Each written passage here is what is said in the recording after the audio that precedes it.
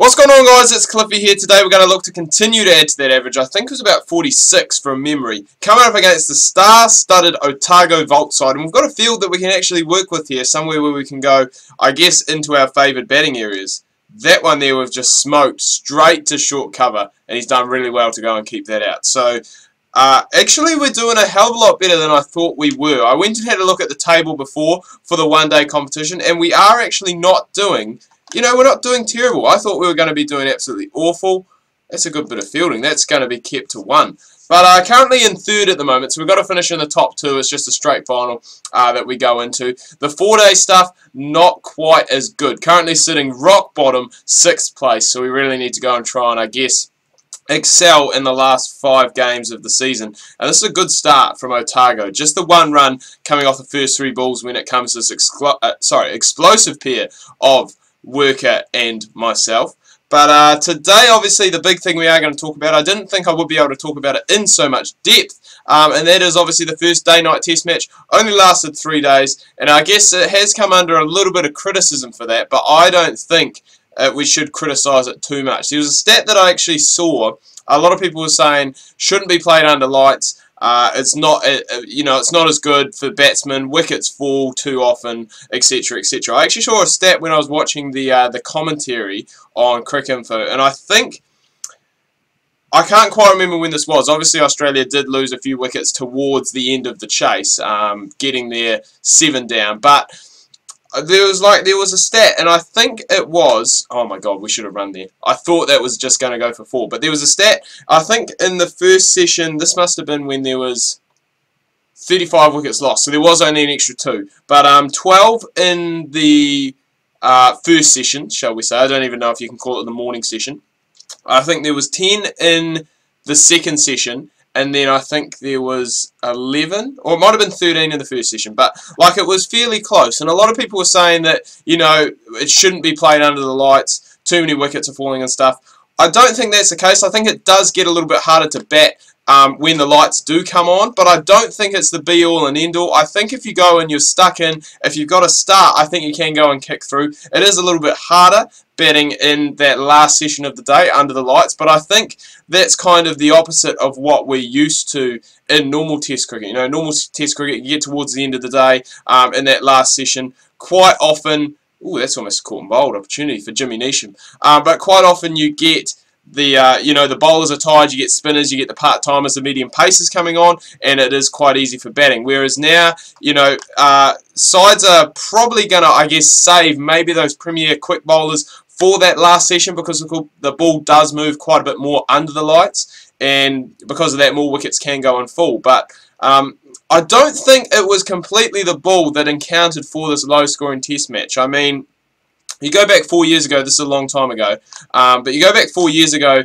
to the Hobart Test between these two nations, which actually finished, in similar fashion when it came to scores, I guess, on the board. And, very low scoring test, but I don't think that was due to the pink ball. I think it was due a little bit to the pitch. I think, obviously, everyone a little bit nervous about the whole thing, about how it was going to play out, what was going to happen. I think it was a success. What am I trying to say? And a lot of other people believed it was a success as well. Like, a lot of people are talking it up, saying it's here to stay. Obviously, as I mentioned in a video last week, I can't quite remember when it was, this isn't the be-all and end-all. Like, not all test matches are going to day-night games. We're still going to have, obviously, the day games. Probably maybe 1 game in a series is going to be a day-night test. Maybe going forward into the future, everything's going to be day-night, but I don't think they'll go and... replace it just like that, because Test cricket, obviously, the oldest format, the format that a lot of players still strive to make it in and make their name in, because, it's more of, I guess, a mental side and a technical side than possibly the shorter formats of the game, where, and I see this in the video, like, it's not luck that helps you out there, but, sometimes in those shorter formats of the games, you can get a few chances, you get a... you don't get it right out of the middle, it gets you started, gets you going. So, and I guess in Test cricket you really need to go and, I guess, apply yourself would be the word that I was looking for. What am I doing? Trying to work that through to mid-wicket. When it's outside off. Just stupid. Absolutely stupid of me. So that is my thoughts on the day-night test. Obviously, a big talking point as well, the DRS and Nathan Lyon. I'm not going to get into that, but I mean, what a difference, 50-odd runs that they did add after Lyon should have been out could have made to the scoreboard. But then again, Mitchell Starc, he could have come out. He may have potentially still come out in that first innings and just gone and blasted it. So who knows what could have happened. People were saying there's a lot of what-ifs. What if this happened? What if that happened? But, at the end of the day, the umpires are human. I think it is a mistake, a big mistake from Nigel Long, and it could have possibly cost New Zealand the test, but then New Zealand's batting throughout the test wasn't the greatest either. And today it seems like, compared to normal, we really are batting almost at a test match pace. We've only scored 12 runs off our first 3 overs, which normally we score in our first 3 balls. Oh, God. Cliffy's back to running out his partners to try and get on strike. Some things never change. It's just they had that good field in that first over, obviously, for Jacob Duffy for me, and I just couldn't really work guys away. That's a nice shot. Worked away. Neesham actually made his comeback, I think it was yesterday, I believe, in a T20 game against Canterbury, actually, the Kings, which the Kings actually won, which is good. They've won their last 2, which is kind of what they want to do, considering we are getting towards the business end of the tournament. Oh, God. Almost doing it again. Jimmy Neesham takes middle stump out with a wee backhand flick. You don't see that every day. But, yeah, that's another thing. The Kings obviously are picking up the win. And there was something else I was going to talk about, but it's completely gone over my head for the time being. I don't know what Peter Fulton was doing sliding his bat in so far there. That was just crazy. Neesham's come back. Oh, Santner on debut. That's what I was going to talk about. A lot of people are impressed with Santner. I think the way he got dismissed in the second innings did show a little bit, I guess, of immaturity in his batting. I mean, he is 23. He hasn't been around the domestic circuit very long either. But just the way he went and got out when he really did need to go and just try and stick in, bet a bit of time and get some more runs on the board. He was the last recognised batsman that was in. But made a very good 35 in the...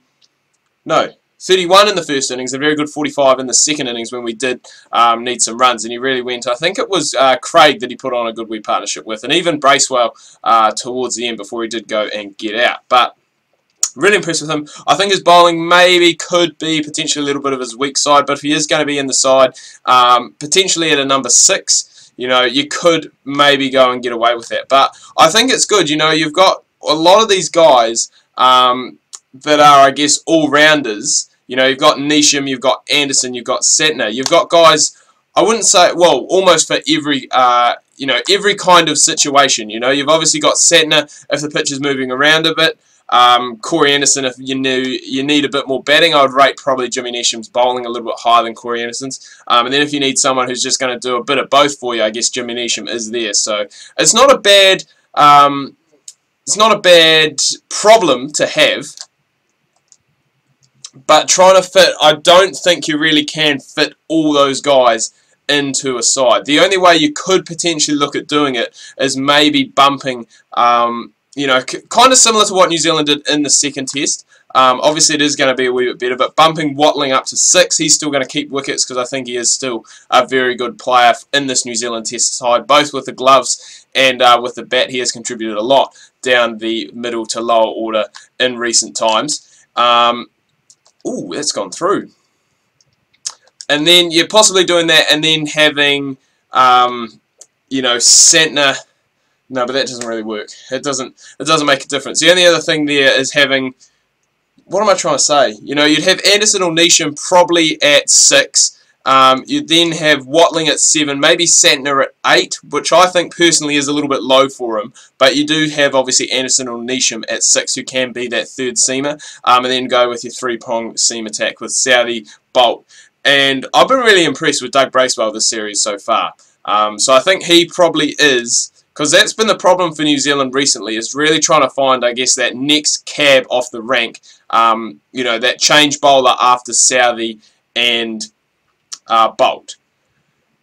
They've obviously tried. There's been a lot of a lot that has been tried over the years. Obviously, Neil Wagner's been tried. Bracewell's been tried. He was out of the side, brought back in. Matt Henry, obviously the young and up-and-coming Canterburyan, is there as well. So plenty of options, which I think is good. And you've also got the likes of Adam Milne, who's been playing 2020 cricket at the moment for Central. So all bases really are covered, and a lot of these guys are still quite young. So they've got a long time left ahead of them. I think Tim Southee maybe is the oldest. I think he's about 25, 26 now. Trent Boult is about 24 now, I believe. So there is, there is going forward a lot of potential in this New Zealand side. And I think that's what a lot of the world is so impressed with, is that this side is still a relatively young side. The core of the side is still relatively young. Obviously, there's been players in there that are young that have been playing Test cricket for a long time. Obviously, the likes of Tim Southee, the likes of Kane Williamson as well. But those guys are really standing up. Southee not so much in this Test match, but he has had a good series.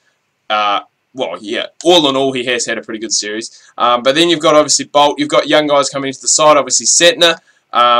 So, yeah, it is a good time, I think, for New Zealand cricket. And I've probably said this again in another video, but for the first time in a long time, New Zealand always used to have the trouble, I guess not really of selecting, like an 11 of, who do we put in kind of thing. Because obviously all 11 guys there have justified their place in the side.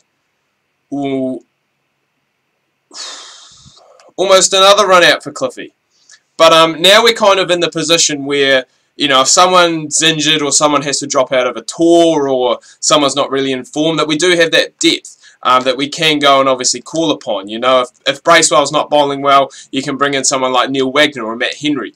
The only thing I think, and I did comment on this, on a video that I was checking the comments on this morning, is probably openers. I think Guptill probably is done as a test opener. I think Rutherford has had... I think he's had enough chances as well. He hasn't really gone and proved himself. Tommy Latham's always going to be there. He's going to stay there. So it is really just finding, I guess, that other opener. 3, 4, and 5, they're settled. 6 is a position that, we could, that I have talked about, obviously, in this video here, is a position that does have, I guess, a wee bit of, what's the word I'm looking for? There's a wee bit of dilemma, selection dilemma, when it comes to 6. Depends, I guess, on the pitch, depends on who's informed, depends on who's playing well. So, but that's not a bad selection dilemma to have. It's a good selection dilemma to have. 7 sorted. Watling, I think, by far is our best Test match keeper. I mean, Ronke, you could maybe throw him up there. He did have that debut. I can't quite remember who that was against, but did pretty well when Watling's back wasn't too well. And did pretty well. I think he scored about 70-odd at more than a run a ball on debut. So, oh no. Oh no. What was I thinking? Why have I gone and picked out the man there? This is why my one-day record is not as good as my first-class record. Because I get a start, don't even get to 50 as we've seen here, 33 off 29, and just crumble. We're chasing about 260, I believe, so we should... I think we did get home actually, which is good because the Volts are below us on the table, so we do need to be picking up those wins, which we have managed to go and do. Peter Fulton, man of the match for his 85 off 92. 33 off 29, the 4th best score for me, but not really happy with the way I went about it, especially the start that we went and got. We was really trying to hit that one more over cover rather than straight down the ground. But anyway, guys, do hope you've enjoyed this video. If you have, please remember to leave a like. If you are new, please do subscribe. Make sure you check out my Facebook and Twitter. Links to that can be found down below in the description. Thanks for watching. Hope you had a great weekend. Make sure you tune in tomorrow. Rugby League Live 3. Be a pro career mode. Make sure you do not miss that.